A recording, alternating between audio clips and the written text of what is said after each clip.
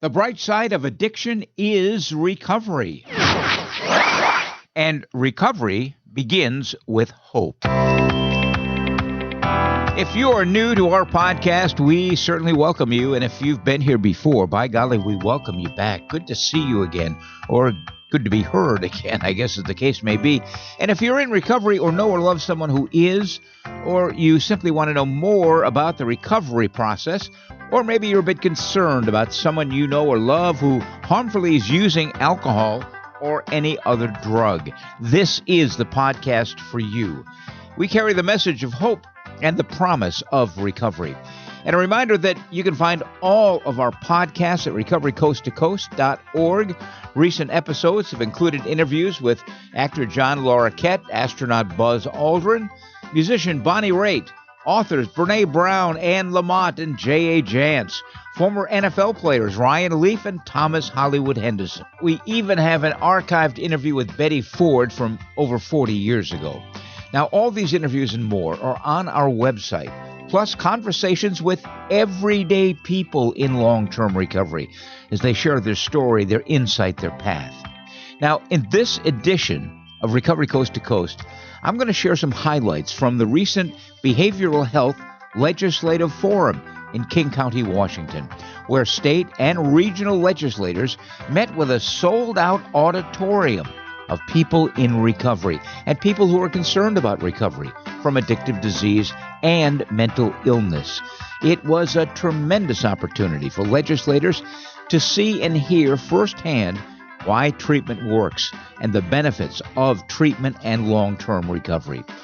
We'll hear from some of those who told their story and the reactions they got from approximately 20 legislators who were in attendance that evening.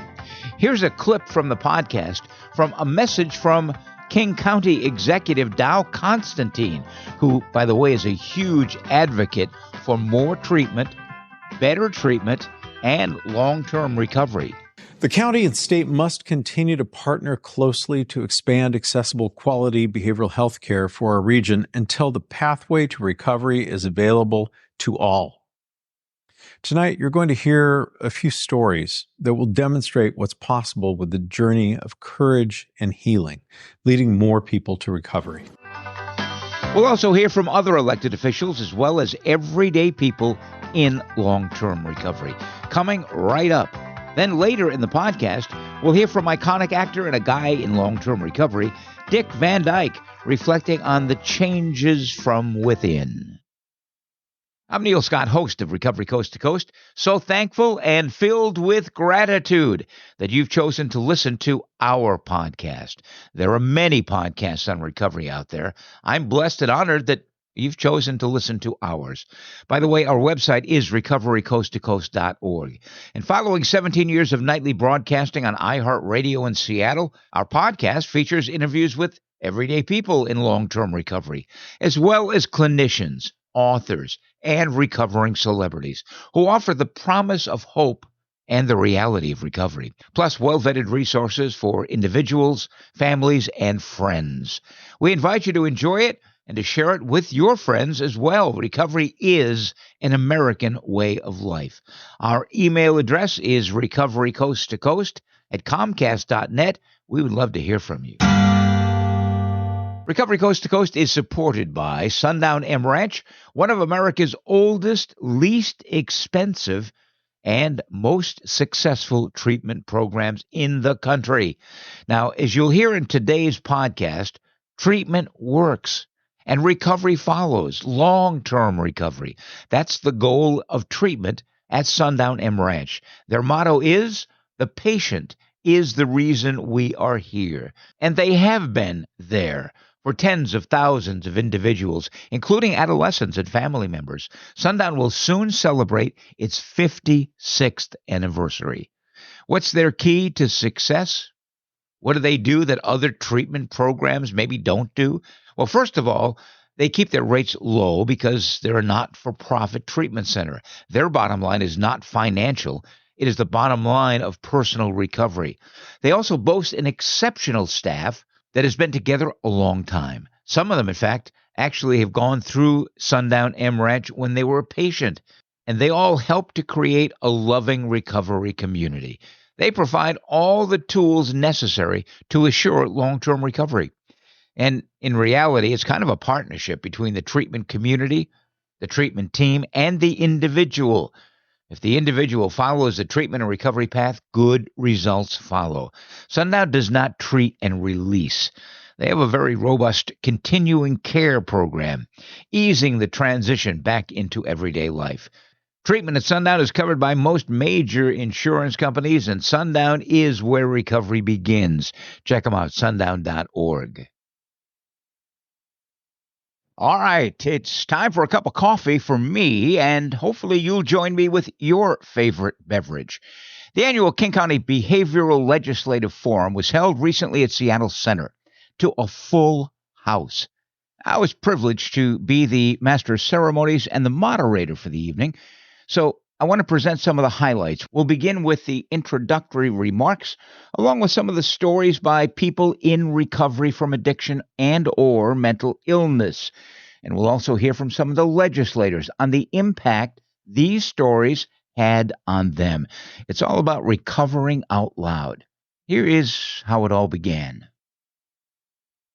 Good evening, everyone. My name is Neil Scott. And for the past 18 years, I have been the producer and host of Recovery Coast to Coast Radio on iHeartRadio. We've now upgraded to a national podcast, and you can find all of our programs at recoverycoasttocoast.org. You know, the bright side of addiction and the bright side of mental illness is recovery. And recovery is living proof. And that's what we're all about here tonight. We must continue to shorten the distance between active addiction and mental illness and long-term recovery. It can happen. It will happen. It continues to happen. I'd like to welcome everyone tonight. It's so great to finally be back in an in-person environment. I've been fortunate enough to be the MC quite a few years now. And, of course, we got sidetracked by COVID. And Zoom and all of that, but we are here in person tonight. We welcome everyone, legislators and elected leaders, special guests, and, of course, community members to this in-person annual celebration of our community's commitment to behavioral health care and recovery. Now, before we meet our legislators on stage, we'd like to acknowledge and to thank the many co-sponsors of this year's forum. And at last count, I think there were 41. This includes provider agencies, health plans, advocacy organizations, and many other community partners. Thank you to the co-sponsors. Would you please give them a round of applause? They put this thing together. We would also like to welcome the many other elected officials, including judges and city and town mayors and members from all across King County who have joined us tonight in the audience. We thank you to all elected officials here this evening. So let's get this thing started. Following a video address in support of treatment and recovery by King County Executive Dow Constantine, then it was time for the stories to begin, the stories of long-term personal recovery, plus the reactions from elected officials. An incredible look at recovery advocacy. First up was two exceptional speakers. Let's listen. Joining us tonight are two speakers from Seattle Public Schools Interagency Recovery Academy. Student and family advocate Seth Welch and a wonderful student, Karis Paul. They're going to come up and share with you right now. Wow. I didn't realize we're kicking off the show. The nerves are getting to me a little bit. I just want to say my name is Seth Welch. I am a person in long-term recovery, and I'm honored to be here tonight and to get to share with you about a solution that I can absolutely stand behind with total integrity and say is completely working. I am the substance use disorder professional at Washington State's only public recovery high school for young people in recovery from substance use disorder. Yeah.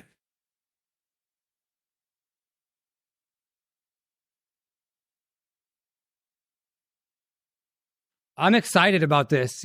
For too long, we've been like this hidden gem that actually is located right up about 5 blocks away from here in the old Queen Anne High School gymnasium. This has been since 2015 through a partnership between Seattle Public Schools and King County Behavioral Health. We've cultivated a school that, if you want to know if it's working, well, let's just look at this month. For Gratitude Month, you're going to get to hear from one of them tonight, actually the one with the student with the most sobriety. But we've had 6 students, teenagers, celebrate annual milestones in recovery. Based on models that have worked throughout the country, this partnership between interagency, Seattle Public Schools, and King County Behavioral Health has taken something and truly incredible. And I'm watching young people.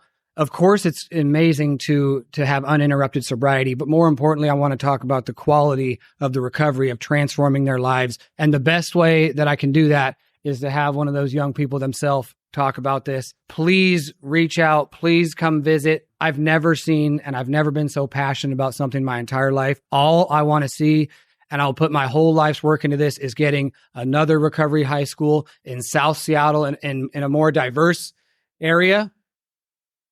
I am just honored to be a part of it, and thank you all. There's so many people here that actually made the school possible. I don't want to take any more of Karis's time. Please join me in welcoming Karis.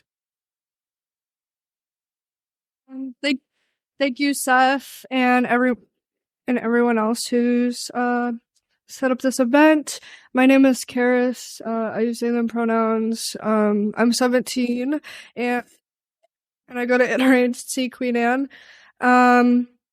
My story started way too young. I think that most people and most youth that struggle with mental health, their story starts much younger than people know.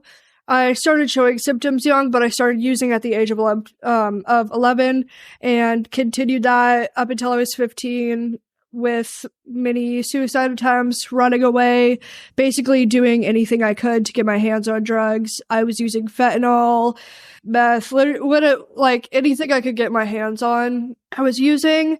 I ended up being administered to multiple hospitals, like Fairfax and a couple of the others, and being sent out of county to kind of for just damage control.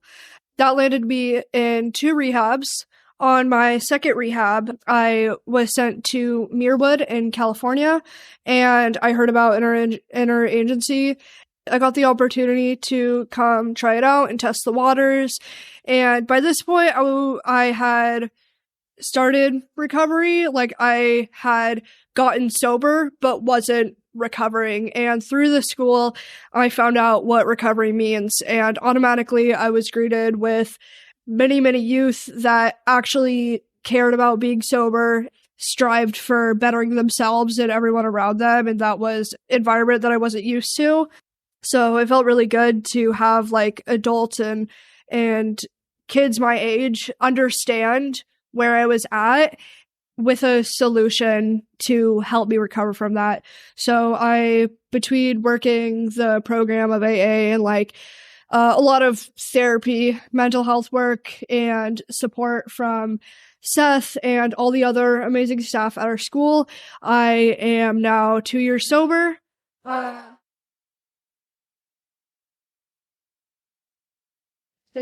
And honestly, it is such a blessing to still be alive. I think that everyone has the opioid crisis on the back of their mind and the mental health crisis on the back of their mind. That is one of the reasons why I was so quick to say yes, was because it's the fact that I am alive today is defeating odds by thousands. If we can begin to really incorporate a deeper look into every single youth and start providing them with services like the school, like Bridges, which is another recovery group, and outside of addiction, deeper mental health care and advocacy from people who know what it's like, because I think that is incredibly helpful, and I wouldn't have been able to get sober without other addicts. So basically, I think that the question that all of you guys should take from this is, how do we save lives? Where does this end? And it ends with other addicts. So thank you. Wow. Outstanding. Thank you, Karis. Thank you, Seth. Treatment works and recovery rocks. Following Seth and Taurus, we heard remarks from Susan McLaughlin. She is King County's Behavioral Health and Recovery Director, a new director, as a matter of fact. She just started in September. And right after her remarks, time to get back into recovery. And the chance to meet Deontay Damper. Right now, I'd like to introduce our next recovery speaker, because recovery is living proof. I'd like you to meet Deontay Damper. Come on up, Deontay. Hello, everyone. How are y'all? Last December, my dear friend Besa, host of Rewind with Besa that you can see on Converge Media /Fox 13, asked me, what was I most proud of my work that I've done over the past year? The answer was simple. My pathway to recovery was the best gift that I could give myself. But it wasn't always like that, y'all. In 2020, myself, as well as others, right, was impacted by the pandemic and racial injustice. I continued to outreach to my community in the day, and then at night, I would confine myself in isolation, where in that moment, I was not living my best life. I myself was a meth injection user, and I would find myself advocating and protecting and building. And at night, I did not know how to give that to myself. The routine continued, the relapses, the psychoses came far too often. And then in 2022, it just got to the point where I had enough of not feeling enough. I actually wanted to end it. No matter how hard I worked, helped, loved, I just felt empty. There was a void inside myself that I struggled to feel. My friends were extremely supportive, but I wasn't ready to take care of myself. I just continued to take care of everyone else, not realizing I was putting myself in a deeper hole. I often thought to myself that if I actually got help, I would lose everything. Community support, jobs, family, partners. If I could not expose myself like that. So I hid those parts of myself and kept them in dark corners so no one can see but myself. One night, I looked in the mirror and I did not recognize me. I didn't know the man looking back at me. It frightened me. While looking at this image, it bared the resemblance of me. I thought about my community members that have lost their life to drugs and HIV. I thought of the ones that went through clinical trials, AZT, racism, homophobia, transphobia, mass incarceration, and lack of access to care and or treatment. In that moment, I realized that I needed to learn how to not be ungrateful and heartless. It was time to take care of me. I had to take care of myself. My life depended on it. My time in treatment was a tough journey. Admitting that you're powerless over your ability to use of mind-altering substances was hell. Checking in with my friends was a must at this point. And by the time I left Lakeside Milam, I did some outpatient treatment. And at this time, I am a year sober. Oh, Gramai's here. Come on up here, brother. This is my high school friend. Come up here. Give it up for Councilmember Gramai.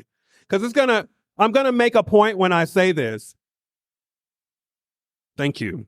You know, I'm mindful to my capacity. I check in with my friends. And when it comes to burnout, everything that I thought that I would lose is here and then some.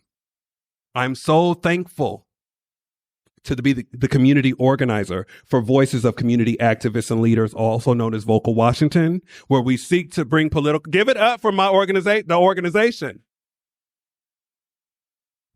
It's an affiliate of Vocal New York, where we seek to bring political power to community members that have been impacted by HIV, substance use, mass incarceration, homelessness, and yes, the war on drugs. Can we clap for that? Because it's still happening.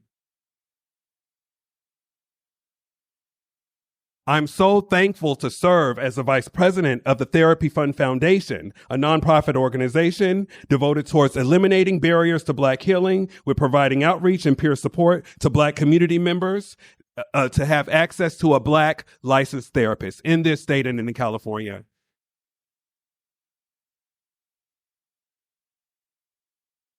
I'm also a part of the leadership team for Brothers United in Leadership Development, an organization that advocates and empowers Black men in this community, not through grants, but through love and appreciation to the Black men in this community.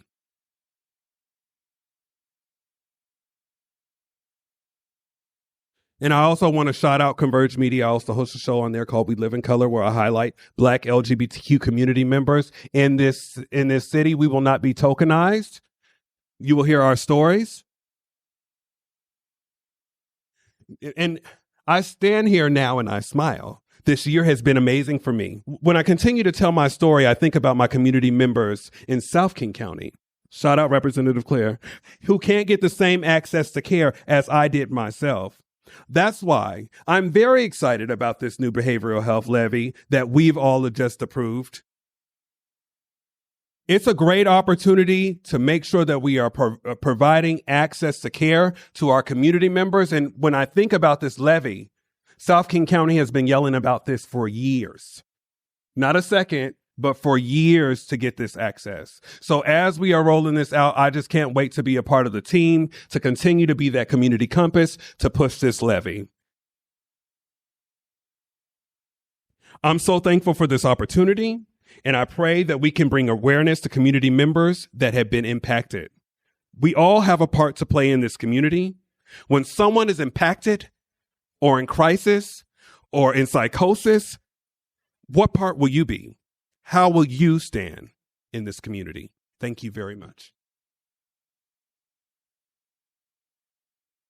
Ladies and gentlemen, the bright side of addiction is recovery.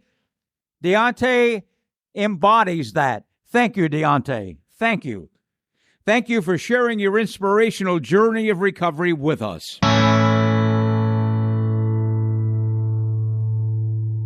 Following Deontay, the audience heard from the CEO of Crisis Connections.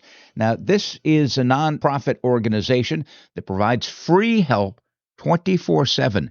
This gal's pretty sharp and pretty committed to recovery advocacy. Let's listen to Michelle.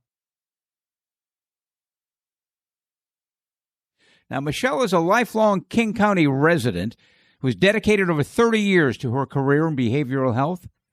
Crisis Connections, if you're not familiar with it, you should be, provides free, compassionate help 24/7, accessing and navigating the behavioral health system throughout Washington State through programs like Washington Teen Link Helpline, King County 211, and serving those with a King County area code through the 988 Crisis and Suicide Lifeline.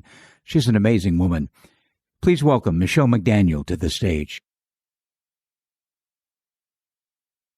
First of all, I'd like to know who's responsible for having me come up after Deontay Damper. So please, we'll have a little talk later. So good evening, everyone. What a great energy. Thank you all for being here. And then you heard in the introduction a little bit about Crisis Connections. Again, we've been around since 1964. We specialize in serving folks through our helplines, 988, regional crisis lines. Our helplines serve as one of the primary connectors to mental health care and substance use treatment in King County and actually across Washington State.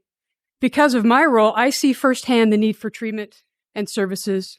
People are struggling more than ever to cope.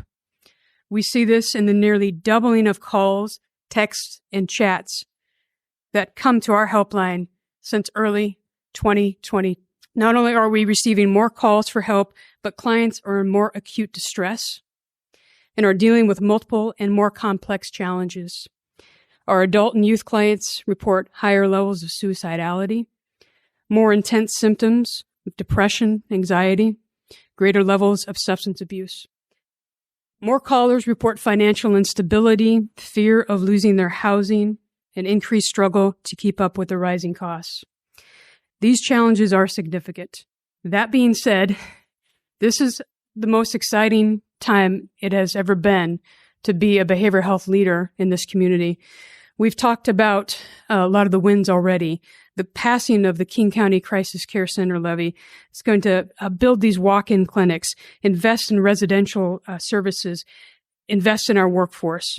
Thanks to the dedicated funding through a Washington cell phone tax in July of 2022, we successfully launched the 988 Suicide and Crisis Lifeline.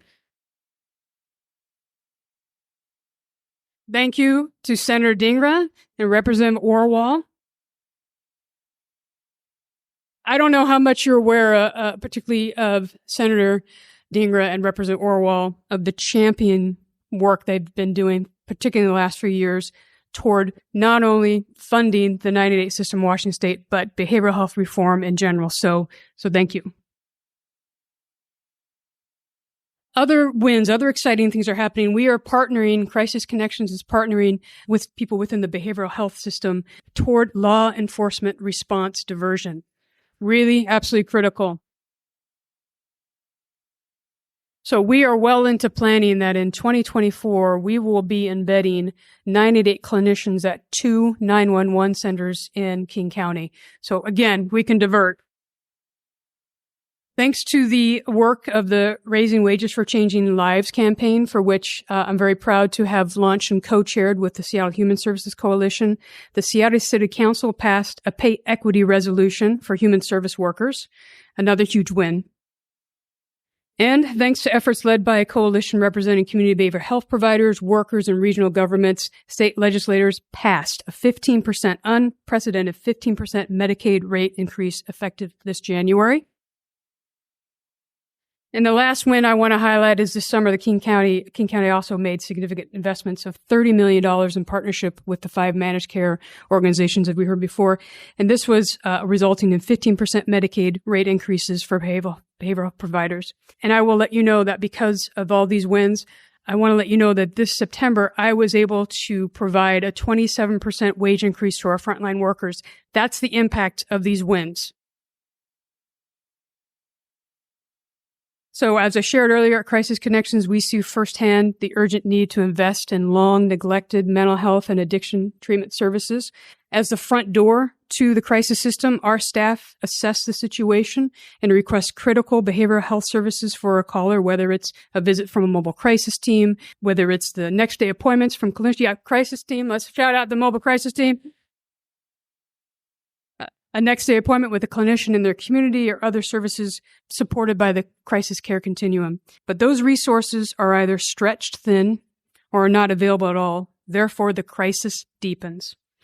In our community, we could not imagine a situation where immediate and skilled care simply was not available when someone has a physical health crisis. How would our community react if it took 6 or 8 hours for an EMT to arrive on scene to care for a heart attack or stroke victim? But that equivalent happens every single day when a person is experiencing a mental health crisis.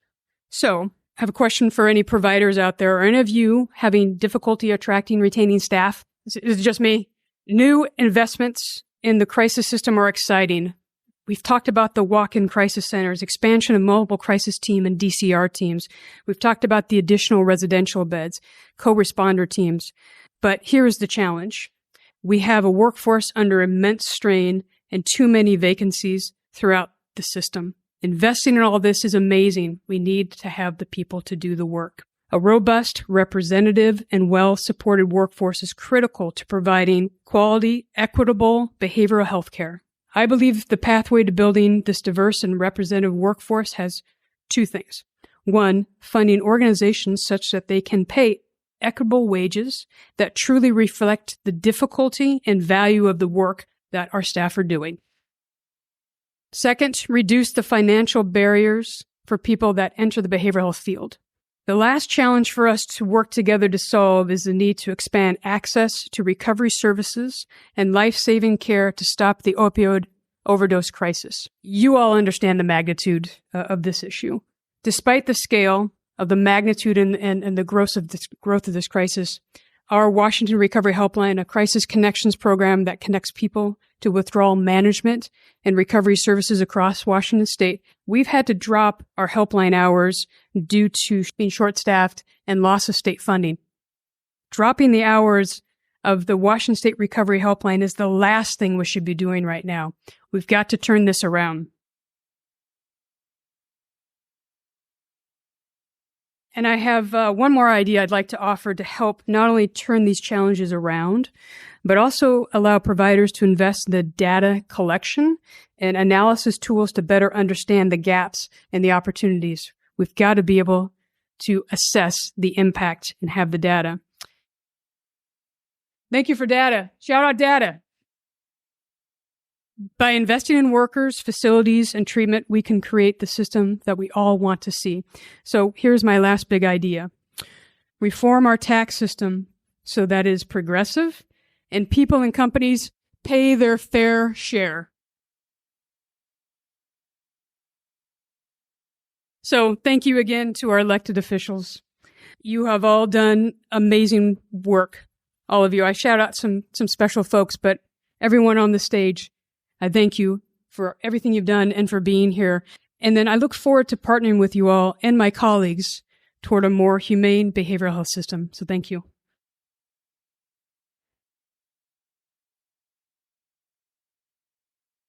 And before we hear from some of the legislators, let's hear from Marjorie Drew, a young lady who shared her story of recovering out loud. You know, the personal stories of recovery are the part of the evening that I certainly look most forward to as we celebrate recovery. Recovery needs to be celebrated. Damn it, recover out loud, please. Next up, we have someone who is going to recover out loud, our final recovery speaker for the evening, sharing another personal story of experience, strength, and hope. Please welcome to the stage Marjorie Drew. Hi, hello. Hi. My name is Marjorie Drew. I use she, her pronouns. And on May 6, 2019, I got arrested on felony drug charges and taken to King County Jail. I told them I was in active addiction and would go into opiate withdrawal. They drug tested me to verify, and the nurse came back and told me I was pregnant. My recovery date is May 7th, 2019. Thank you. I was put on methadone to protect my baby, and for the first time, the detox in jail was bearable. A very different experience than the 16 other times I've been arrested. I got my first court date, and thankfully was assigned to drug court.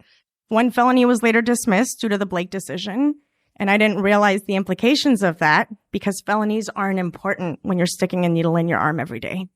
Although I've lived in the U.S. since I was 10, I'm a French citizen, and a conviction likely would have resulted in deportation. For 10 years, until I was 17, I was a competitive gymnast. My senior year, my doctor found 2 chronic stress fractures in my lower back, which ended my athletic career and just about broke me. I had too much time on my hands and nothing to fill it with.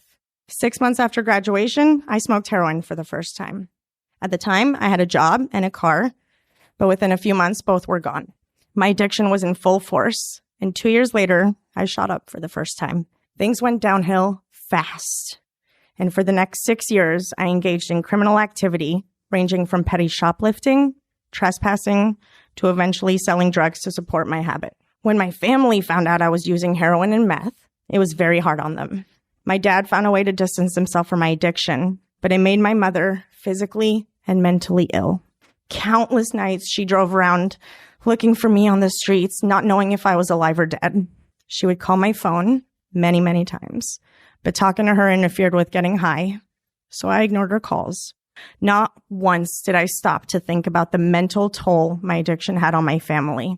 On Christmas Eve 2015, I showed up at my parents' house with a puppy. I said this will help me get sober because I'll have to take him out and feed him. My thinking was so warped, I believed those words. Yet I just bought a puppy with no bed, no food, and no plan. Later on, my mom stopped by the drug house where I was staying, took one look around, and she took my dog. I couldn't hold down a job. My license was suspended. I was living unsheltered and banned from most motels. I had alienated my family and was surrounded by people living just like me. When I called my mom to tell her I was in jail and pregnant, she thought this was the dog story all over again. And her first reaction was, "You can't have this baby." How could she not think that and be afraid that she'd have to raise my child? I said the same things. I'll be responsible. I'll stop using drugs. Except this time, that is what happened. Thank you. My son, Liam, saved my life, and drug court gave me my life back. In drug court, I worked with a release planner and my amazing case manager, Lizzie DeShane, who clearly had my best interests at heart. Drug court set a plan, and I gave it a chance. I was in jail for a month, then released to Swedish Ballards pregnant. They have an inpatient program for pregnant women. At my court hearings, the Judge Lum, he humanized me. I had the structure of weekly court dates and an intensive outpatient program at Therapeutic Health Services. And for the first time, I felt like I had a voice. My successes were celebrated, and it made me want to continue on that path. I had the structure needed to rebuild my life and the right people to guide me through it. After graduating from drug court, I became a peer services specialist, working with the same drug court that had done so much to help me succeed.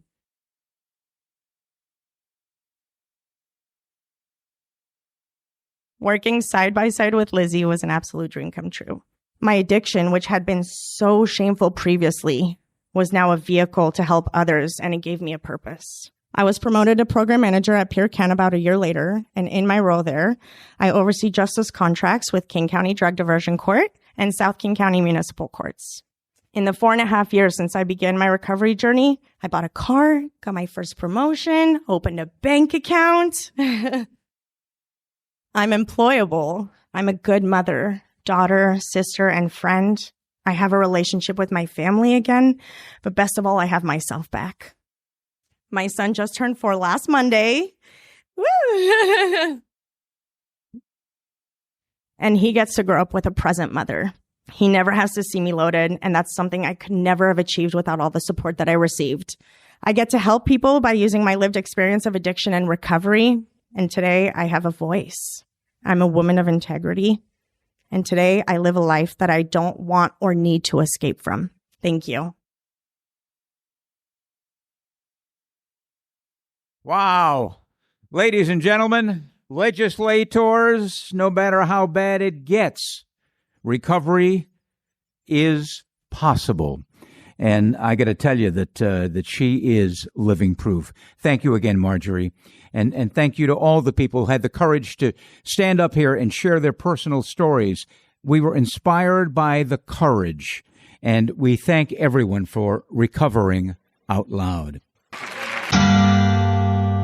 During these powerful stories of recovery, close to 20 legislators sat on stage and listened, many of them visibly moved by what they were hearing. What was their reaction? We'll find out in just 30 seconds. We wasted a lot of years, hoping, praying for things to get better.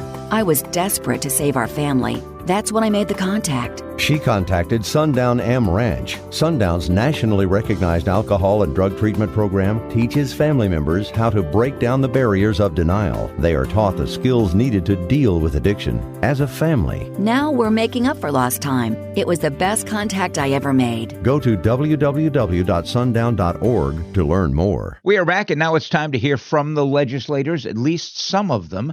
Time prevents us from including all of the legislators, but I picked out a few of them that I think you'll enjoy.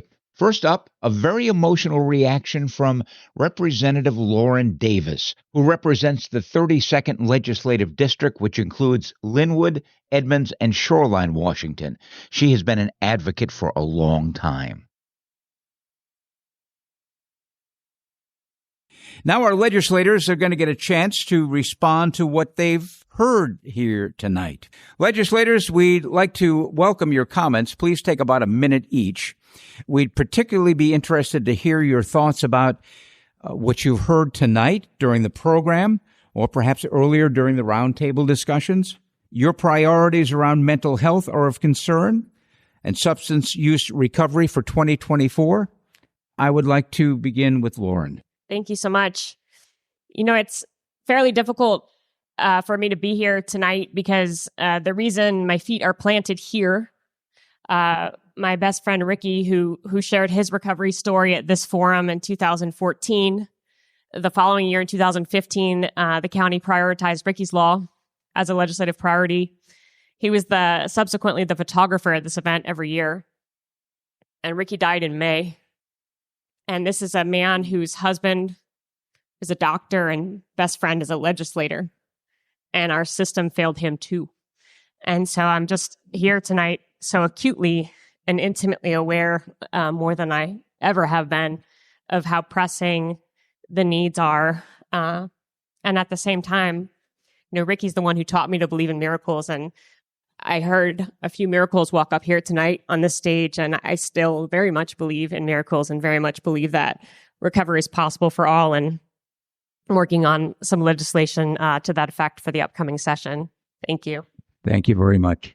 Next up, Representative Nicole Macri from the district representing downtown Seattle. Hi, everyone. Nicole Macri. This year's been really hard coming out of COVID, which was incredibly challenging for many of us. I've been really quite down this year about the number of people I know who've died and who are struggling. And I just want to say I look forward to this event every year. We haven't been able to come together for the last few years. And as expected, I am here tonight feeling hopeful and inspired, and very thankful to Seth and Karis and Deontay and Marjorie for your stories. To the many others of you who have shared your stories with me and the folks up here and others, you are what makes our work possible. For those of you who know me, you know that I will be fighting hard to make sure that people have the access to the care that they deserve and that they need and that we need for our communities. So I'm not giving up. Hopefully, if you don't know me, you'll get to know me and reach out to me, because we need to work on this together. We owe it to each other and we owe it to our community. And I look forward to the work we're going to accomplish in the 24 session.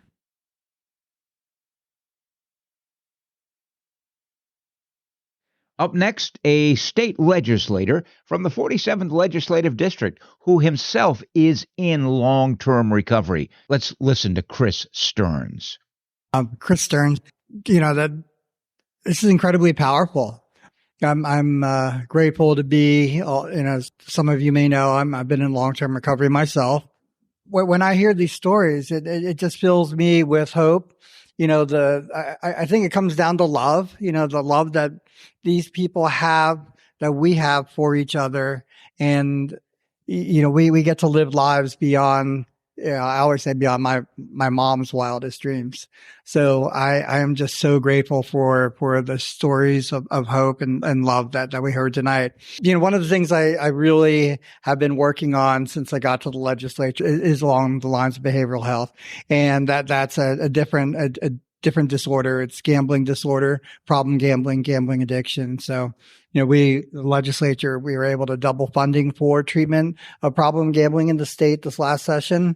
And I'm looking forward to introducing a bill next session to create another therapeutic court. It'll be a gambling court to help people get treatment instead of prison. Because as many of you, some of you might know, gambling is the number one activity in prison. So, really not the place to send people with a gambling disorder. I'm just so grateful for you all being here and just incredible stories I've heard. So thank you. Thank you. Following Representative Chris Stearns, another longtime recovery advocate, Roger Goodman. Roger represents the 45th Legislative District. He's been here before. Roger Goodman.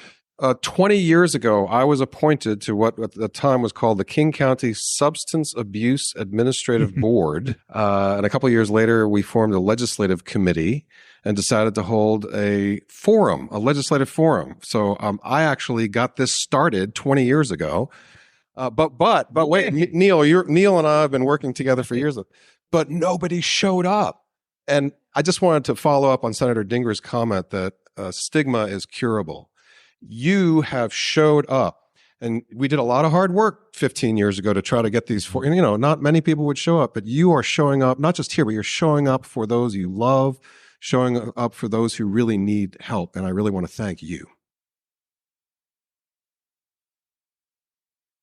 Then it was Mia Gregerson from South King County, representing the 33rd Legislative District, committing to tearing down barriers to live with dignity and without shame. Mia Gregerson from South King County, and just wanting to thank everybody for putting this together tonight and for your time and for the wonderful conversations at the table and just really showing the humanity to the amount of care that we all have for supporting the most vulnerable. And I think I'm part of a pretty good team up here, and I know we're all part of a good community. We're going to tear down every barrier until every person has the resources they need and they have the ability to live life with dignity without shame. So thank you again. Representative Tana Sen from the 41st Legislative District put an emphasis on children with mental illness and prevention. Tana Sen, and in this space in particular, I wanted to thank Karis for sharing her story and for really raising the issue that a lot of her mental health struggles started when she was younger. And that is the angle that I have continued to hammer in the legislature, that we need to work on these issues, not just for adults, but for children, including starting in childcare, starting in K-12 schools, and making sure that we are recognizing and getting kids both the social emotional learning that they need, but also recognizing early interventions and doing the work then. And it's great to be able to partner with my seatmate on many of those issues in the K-12 system in particular. As Senator Wilson mentioned, our colleague, Representative Callan, is working on a children's mental health strategic plan. And I'm looking forward to incorporating that into our state's overall behavioral health strategic plan that we are working on. It'll be a 5-year plan, which is due in about 2 years. I'm honored to be co-chairing that and look forward to really be focusing on prevention as the number one aspect of that. And of course, going all the way through everybody's needs, behavioral health, SUD, you name it. So thank you guys for being here and really continuing to help put the human face to the stories to the work that we do. Sometimes when we're looking at a piece of legislation, it can be kind of dry, but when we keep your stories and your faces in our hearts and minds, that makes it a reality. And that makes us come back down to really focus and ensure that we're doing the work and getting it right for you. Thank you.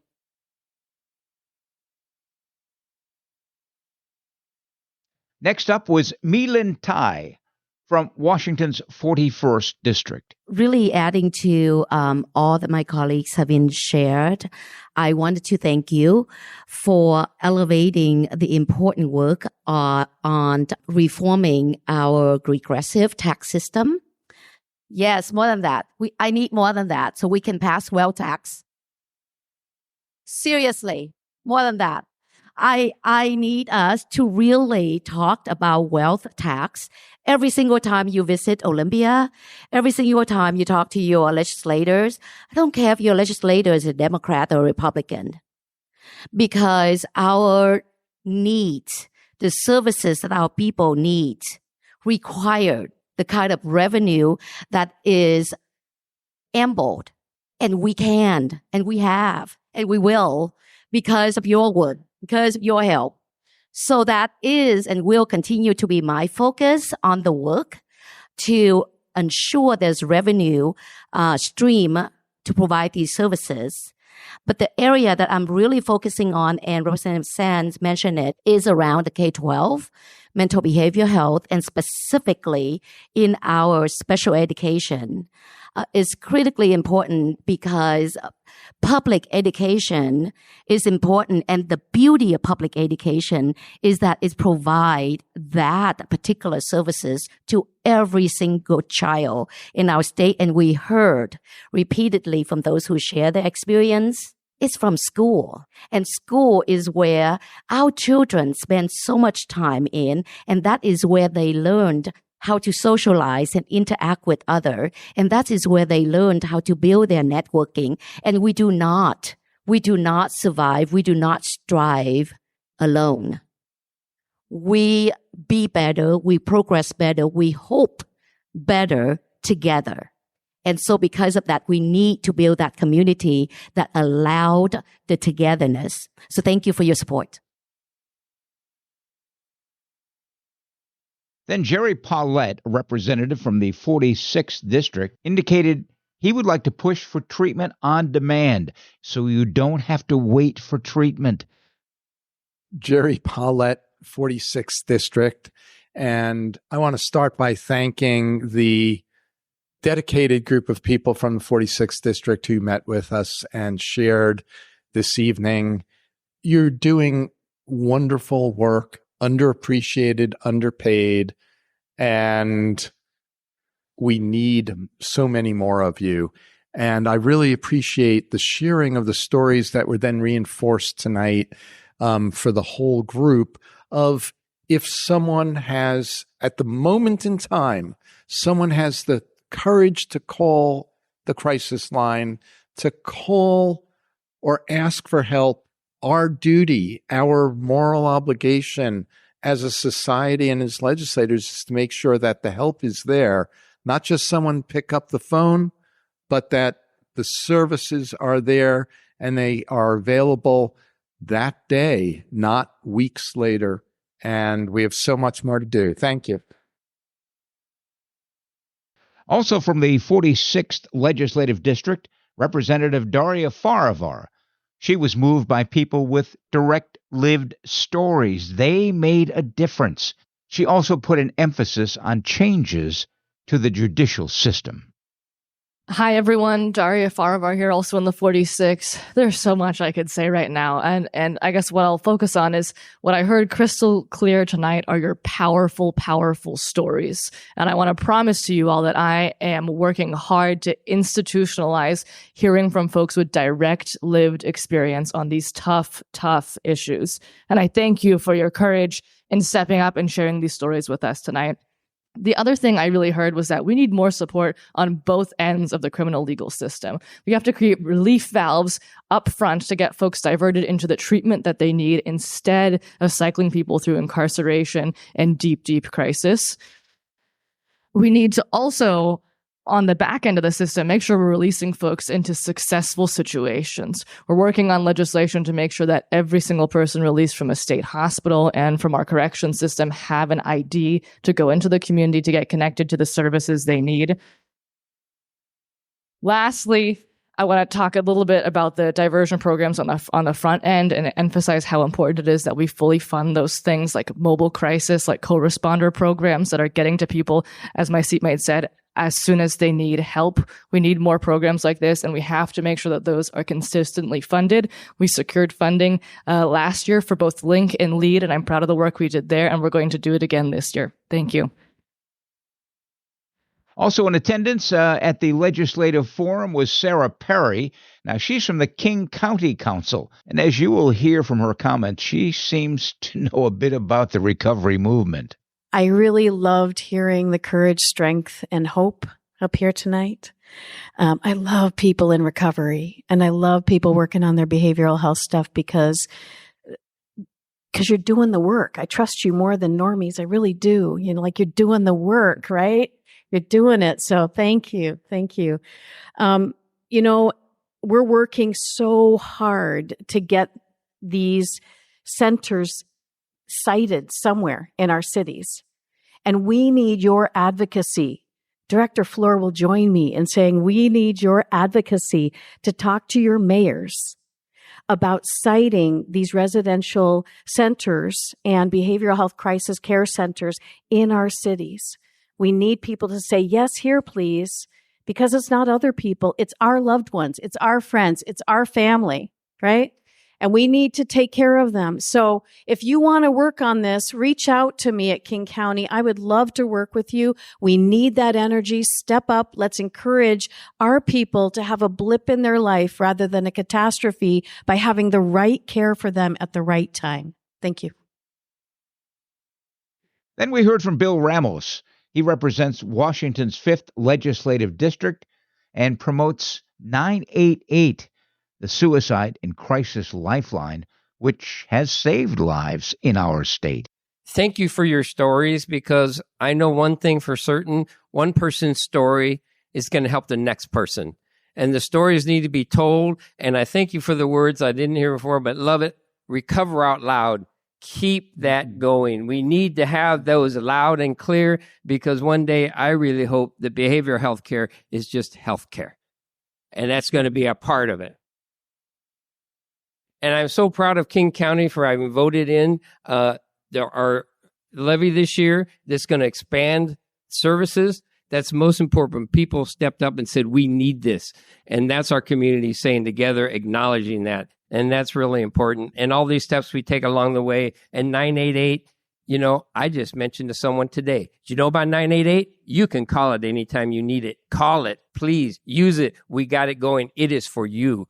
So please spread the word. Keep recovering out loud. And thank you. And from the 43rd District, former House Speaker Frank Chop. I want to thank you for the stories tonight, as they're very inspiring and motivating to us. So thank you for that. But working together, we are actually making progress. Let me give you 5 examples. Maybe that's the best way to end this evening, is 5 success stories, shall we say. First one is that the University of Washington is going to be opening up a new behavioral teaching hospital, a teaching and treatment hospital up at Northwest Hospital with 150 new beds. And that'll not only care for people, but train the next generation of workers in behavioral health. Number 2, there's a new behavioral health institute at Harborview, and we are raising efforts with the county to fully fund the construction of that building and also provide services to also develop workforce. Third, Apple Health and Homes. Last year, we passed Apple Health and Homes, which is to basically have a prescription for a home. And the basic thought is, if you are chronically homeless and you have a medical condition, substance use disorder, mental health issue, or a significant physical disability, then you should have a home as part of your medical treatment. This is extremely important. And not only that, but we had a major advancement just a few months ago. We were able, through the State Healthcare Authority, to convince the federal Medicaid system to start providing Medicaid matching funds for the actual homes. So we need to build on that, because that's an incredibly important thing for the future. Fourth, I'm putting together a proposal for recovery residences for getting funding out of the State Housing Trust Fund. My assistant, Angela Langer, is here tonight. She's helping us. So please contact my office, Angela Langer, if you want to participate in the effort to basically ask for about $25 million for funding, capital funding, for actually acquiring recovery residences. Fifth, I don't think you've asked for enough. Okay? The workforce proposals you have is actually really good. And I think everybody's involved with that. Well, we got to go much further than that. In 2019, we passed the Workforce Education Investment Act. We raised taxes on business in order to fund free college and university tuition for all low-income students, but only for undergraduate and only for low-income people. What we ought to do is expand that, so no matter what your income is, we will pay free tuition from the state for undergraduate and graduate level degrees to fill essential jobs in behavioral health, early learning, child development, etc. This is a huge opportunity, because we need to plan for the future. So ask for more. And finally, my closing remarks, along with a challenge that I put out to the Washington State Legislature. Well said, Frank. Thank you very much. And thanks to all our legislators. And I'd like to end with kind of a challenge to you folks. I appreciate you being here tonight. And hopefully you will be here next year for the Legislative Forum. And I would challenge you to bring one of your colleagues from Olympia with you. Someone who obviously is not here tonight, that needs to know, that needs to hear, that needs to do. That's your challenge going forth. So I thank you, legislators and other elected officials. And I want to give a shout out to Patty Murray and her staff. She wanted to be here tonight, but obviously that was not possible. From a federal level, boy, she is connected, and she is concerned, and she is compassionate. I cover the Seattle Mariners with her brother, Greg, and I know firsthand how committed that Patty Murray is. Other staff who are here, members that I want to recognize, Staff Representative Lisa Callan from District 5, and the staff for Senator Jamie Peterson, all of them here tonight. Could we give them all one more round of applause, please? And ladies and gentlemen, I encourage you to keep in touch with these legislators. They are your voice. They are our voice. They are people who will listen and who will react and act. We all face changes and choices and chances and challenges, but we're going forward. Together, forever, backward, never. Thank you to all the legislative staff, our 41 co-sponsoring organizations, all the volunteers and staff helping us tonight, people in recovery from mental health and substance use. You rock. Celebrate your recovery. Thanks to the behavioral health providers, health and human service partners, and Christopher Archipole, and our Recovery Art Showcase artists. They did a great job. Our language interpreters and live captioner, our community members, all of you folks who came out tonight, and a giant thank you to Amanda and Kristen for coordinating tonight's special event. You guys did a terrific job. Thank you very much for joining us tonight. Always remember, the bright side of addiction is recovery, and recovery is living proof, as you have seen tonight. Stay healthy, live in gratitude, and be kind to others. Have a good night. Thank you so much. Well, I hope you've enjoyed the highlights of the annual King County Behavioral Health Legislative Forum. By the way, I want to remind listeners of this podcast, if you'd like to recover out loud, tell your story of recovery, regardless of the path, as long as you have been in continuous recovery, at least a year or more, please drop us a note at recoverycoasttocoast@comcast.net. Right now, as promised, here's award-winning actor and a person in long-term recovery, the great Dick Van Dyke. Few blame themselves until they have exhausted all other possibilities. Anonymous. What if we had the opportunity to somehow start all over again? What if we could actually erase everything in the past and present and begin again with a clean slate? Things would be different this time around. We wouldn't make the same mistakes we made before. We'd have a chance to really be happy, right? It's always tempting to imagine that our problems will disappear if we run away from them. In fact, many of us have tried it on occasion. We've pulled up stakes and moved to different towns. We've abruptly ended relationships or begun new ones. We've changed careers. We've even tried altering our appearance in order to solve our problems. The catch is, we can't run away from ourselves. No matter where we go or what we do, we take our perceptions, misconceptions, and old ideas with us. What we learn over time and through experience is that most of our troubles come from our own attitudes and reactions and not from circumstances around us. We can transform our lives, but not by running away to new ones. We can do so only by changing from within. Thought for today: the biggest problem is my reaction to the problem. Well, that wraps up this edition of Recovery Coast to Coast, the national podcast. Now, if you've enjoyed the podcast, please share it with others via social media or simply tell a friend about it. You can find all of our podcasts at recoverycoasttocoast.org. And if you'd like to get in touch with us, we would love to hear from you. Our email, recoverycoasttocoast@comcast.net. And also, please hit the subscribe or follow button if you see one. It's free, and you'll be notified the next time we publish a podcast. Remember, if you know or love someone who is experiencing problems with alcohol or any other drug, here's a 24-hour national helpline. This offers free information and confidential treatment referrals. Spanish-speaking individuals are available as well. Pretty easy number to remember, 1-800-622-HELP. And we encourage you to check out findsupport.gov. Now, this is a fairly new website, a little less than a year, I guess.